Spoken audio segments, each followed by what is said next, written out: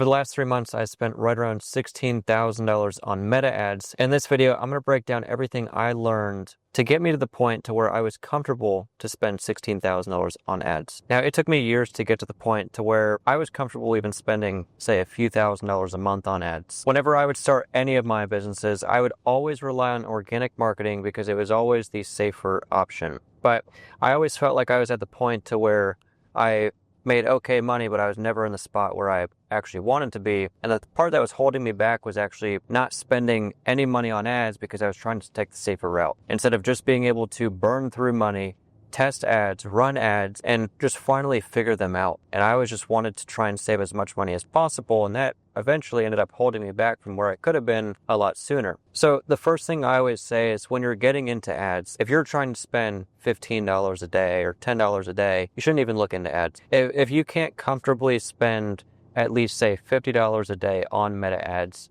then just wait. Save your money, continue doing organic, set some extra cash aside, and get to the point to where you're actually able to spend some money on ads. Because the less you spend, the longer it's going to take to test, and the harder it's going to be to figure out your Meta ads. Once I was at the point to where I was willing to spend thousands of dollars on ads and not expect anything in return other than collecting data just to improve my ad strategy, that was the point to where I was finally at that breakthrough to where I started to figure out the ads. I would gain momentum, I'd get proof of concept, I could see that they started to work, and then it became addicting, and I just wanted to spend more and more and more until eventually I figured them out and got to the point to where I'm willing to spend $5,000, $6,000 a month, and with the intentions of over the next quarter, getting my ad spend up to $8,000 to $10,000 a month. I don't think ads are the hardest thing to learn. The hard part is understanding how to scale up your ads. Anybody can just launch one simple ad, generate some sales from it, make some money, but then it becomes very challenging when you're trying to replicate that again. Or if you're trying to optimize those ads and get it to actually increase your lead quality consistently while keeping that lead quality high. And one of the biggest issues I see is people are always looking for perfection before they actually scale up their ad spend.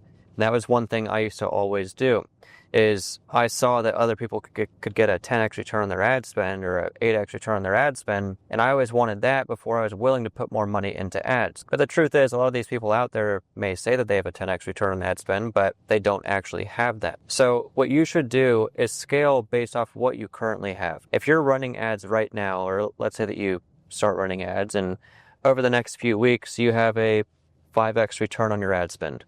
If that's the case, then, and your goal is to make, say, $20,000 per month, then you're going to spend as much as you need based on your 5x return ad spend to make $20,000 per month. So spending $2,000 at a 10x return would get you to $20,000 per month. So if you wanted to get to $20,000 a month with a 5x, you'd expect to spend $4,000 that month on ads. Now you should be able to get way higher than that, but the point is you don't want to chase perfection. You want to scale with what you have now, and then as you're spending that money, continue to perfect your craft and improve your ads and optimize them, and then eventually you'll get up to your goals of your 7 to 10x return. And as soon as I was able to make that switch, I started spending more money on ads. I was able to collect way more data. I was able to constantly improve my ads and eventually hit some months where we had well over a 10x return on ad spend. Now, the next thing I learned is I was always trying to every single month average, say, a 7 to 10x return on ads.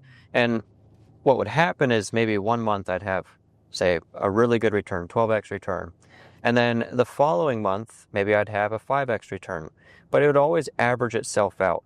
So what you should learn to do is don't go based off of per day or per week or per month, but go based off of per quarter. Look at your ads, look at how much you spent over the last quarter, and calculate your numbers based off that. Because there's going to be seasons in business. You're going to have slow months, you're going to have good months, you're going to have really good weeks, and then really slow weeks. It's always going to average itself out. So if you have a slow week, it doesn't mean that you should shut off your ads. You just need to push a little bit more. Maybe you need to lean into your offers a little bit more. Maybe you need to spend a little bit more money on ads. Maybe you need to slightly adjust the messaging in your creatives. But the point is don't turn the ads off. Continue running and just push a little bit more through those slow periods, because you're still going to be able to have clients come in, you're going to get on calls, and you're going to close clients, and you're going to book jobs. You have to be able to detach the emotion from the ads, and people get way too emotional, and they're too attached to the money that they're making to where they don't want to let it go if it's not as perfect as they're expecting it to be. So if you can detach from the money that you're spending, it helps when you have those slow periods, just keep going through and then just keep spending the money, because eventually it will average itself out. And that's how, if you look at per quarter, you would have, say, maybe a 7x return on your ad spend if you still had a slow month. Now, going into the next topic, one of the biggest reasons why people have inconsistent months, aside from the seasons that you're in, is because of creative volume. The way that ads are now, your creatives are the most important part when running meta ads. At least one of the most important parts. There's a lot of important parts, but the creatives will make or break an ad strategy. If you don't create good videos, and if you're not consistent with videos, then your income is going to be all over the place. Because the longer you run ads, the more they'll fatigue and they'll get saturated. Lead quality is going to drop and you're just not going to be closing as many clients. So typically, like when I was first starting out and really getting my ad strategy down, I would cycle out through ad creatives every 7 to 10 days. Just because that was kind of the time frame where I saw that my ads would start to fatigue.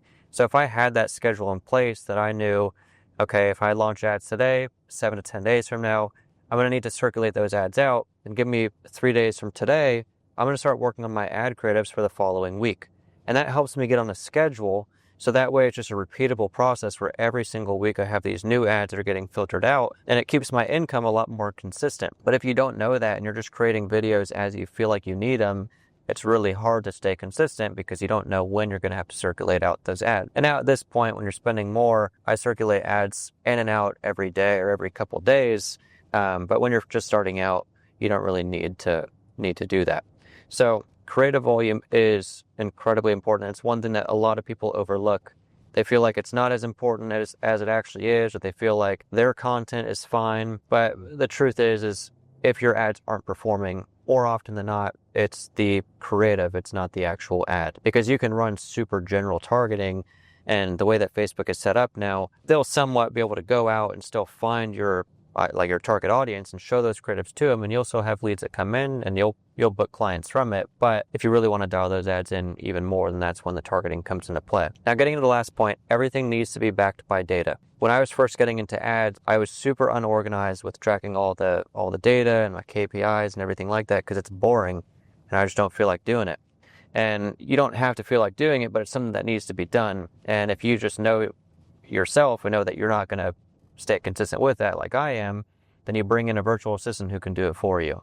And I pay a virtual assistant a little bit of money every month. You can get one for $6 to $8 an hour if you go to onlinejobs.ph, and you can bring in a virtual assistant from the Philippines who can track all of your KPIs and all the analytics and everything for you. And that is one of the most important parts when it comes to optimizing those ads as much as possible. For me, one of the biggest things that helped with my consistency with my ads was creative volume, and then backing everything by data. Because without that, what happens is every single week, you're almost testing new ads. It's like you're running new ads because it's just backed by nothing, so you don't know what's working, you don't know what to post more of. But if you're running ads and you're cycling them out every week, and you see that there's 3 winners between, say, last week and this week, and you compare them to each other, and let's say that the hooks are somewhat similar and the offers are somewhat similar, there's a reason why they're similar. It's because it's a strong hook. It's a hook that's proven to work, and same with the offer. So if that's the case, you're going to continue to double down on that same hook because you know it already converts. And on top of that, you're going to create other hooks that are similar to that exact style.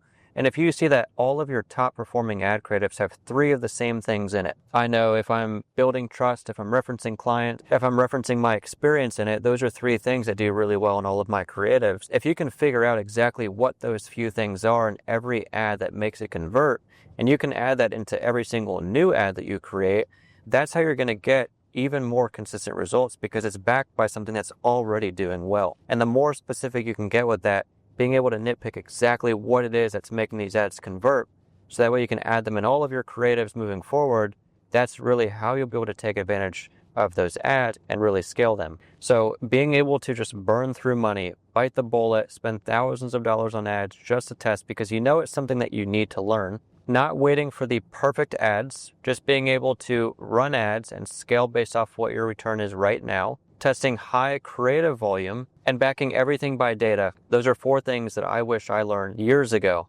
And I had heard it, but for me, I'm the type of person where I just have to go through and learn it myself in order to really figure it out or teach myself that lesson. And if I would have heard those sooner and actually listened to them sooner, That's one way that I would have been willing to spend so much money on ads sooner and make so much more money off of it. Because once you know exactly how to run profitable ads, how to bring in consistent results, how to bring in leads who are actually qualified and ready to move forward, and then understanding exactly how much it costs you to acquire a lead and acquire a client. Once you know all that information, you're going to want to spend as much money as possible on all of those ads because you know what you're able to get out of it. And if you want to cut that learning curve even more and be able to learn exactly how to run your own ads, learn the content strategy behind it, learn the sales strategy behind it, and you want me to teach you exactly how to do everything, I offer a 90-day training where I'll come into your business, work with you every single day, teach you exactly how to do all of this so you can cut that learning curve even more. If you want to apply, just DM me the word grow. Let me know that you came from this YouTube video, and I'll reach out to you seeing if your business would be a good fit. Other than that, that's it for this video. I will see you in the next one.